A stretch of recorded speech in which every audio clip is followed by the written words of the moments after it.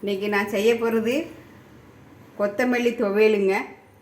கொத்தமல்லி, தேங்காய், கருவேப்பிலை, உப்பு, புளி, வரமிளகாய். கொத்தமல்லி ஒரு கையளவு எடுத்துக்கோங்க. மல்லி, தேங்காய் இதளவு போட்டுக்கோங்க. உப்பு போட்டு, வரமிளகாய், கருவேப்பிலை வறுத்து காமிக்க பாருங்கள். மல்லியை எண்ணெய் ஊற்றாமல் வறுத்துக்கலாம்.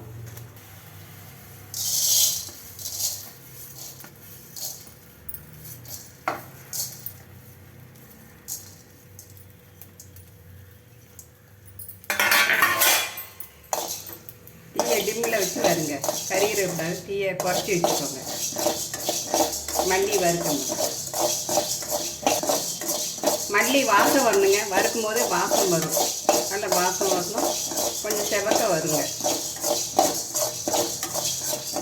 ரொம்ப செவக்கோட ரொம்ப கறிகிற விடாது. தீயை குறைச்சி வச்சு வருங்க. நல்லா வாசம் வந்துட்டுங்க. நல்லா வறுத்துட்டு இதெல்லாம் வறுத்தா போதும்.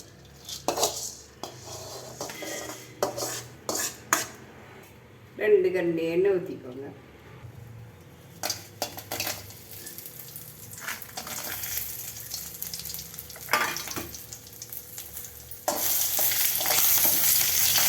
வரமிளகாய், கருவேப்பிலை போட்டு வறுத்துக்கணும். வறுத்தாச்சு. ரொம்ப வறுக்கணும். இந்த அளவுக்கு வறுத்தா போதும். ஆறுனப்பவே அரைச்சி காமிக்கிறேங்க. வரமிளகாய் வறுத்தது ஆறிட்டுங்க. இப்போ அரைச்சி காமிக்கிறாங்க. கருவேப்பிலை, வரமிளகாய் முதல்ல போட்டுக்கோங்க. தேவையான அளவு உப்பு இந்த அளவு போட்டுக்கோங்க.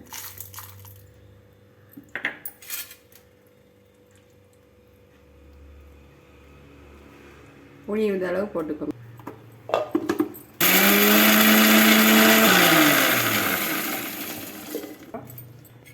மல்லியை போட்டு முதல்ல அரைக்கணுங்க.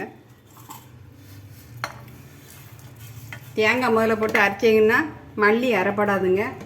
அதனால் நான் மல்லியை போட்டு அரைச்சிக்கிட்டு அப்புறம் தேங்காய் போட்டு அரைக்கணும். ஒரு சுட்டு அரைச்சாலும் இந்த அளவுக்கு இருந்தால் போதும். இன்னும் தேங்காய் போட்டு அரைக்கணும். தேங்காய் ஒரு கையளவு போடுங்க.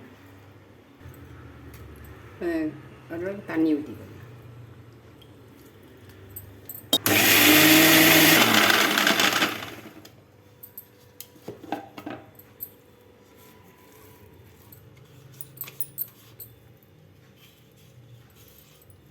இன்னும் கொஞ்சம் தண்ணி ஊற்றிக்கோங்க. குறைய ஊற்றி அரைக்கணுங்க. ரொம்ப தண்ணி ஆகிடக்கூடாது.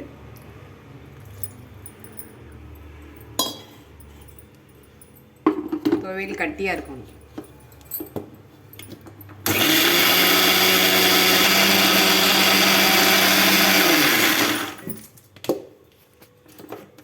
இப்படி தண்ணியாக இருந்தாலும் ஒன்றும் இல்லை. இப்போது சட்டியில் எண்ணெய் ஊற்றி இதை வதக்கி காமிக்க. எண்ணெய் ஊற்றிருக்கேங்க. துவையில போட்டு பெரட்டி எடுங்க. வதக்கி எடுங்க. வதக்கி வச்சுட்டோன்னா கெட்டு போகாமல் இருக்கும். நல்ல கட்டியாகிடும். துவையல் டேஸ்ட்டாகவும் இருக்கும். எண்ணெய் விட்டு இப்படி வதக்கி வச்சுக்கோங்க. தீயை நல்லா டிம்மில் வச்சுக்கோங்க. ரொம்ப தீயை கூட்டிக்க கூடாது. லேசாக டிம்மில் வச்சு எண்ணெய் விட்டு துவையில போட்டு இப்படி வதக்கி எடுத்து வச்சுக்கோங்க. எத்தனை வாரம் வேணால் கெட்டு போகாமல் இருக்கும்.